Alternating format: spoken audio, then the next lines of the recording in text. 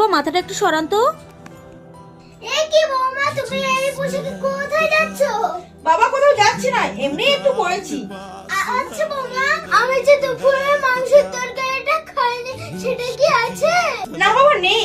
আচ্ছা ঠিক আছে। খুব সুন্দর গন্ধ বার হচ্ছে, দেখে তো বৌমা কি বানাচ্ছে? পকোড়া বানাচ্ছে। যাই হাতখানা ধুয়ে আসি।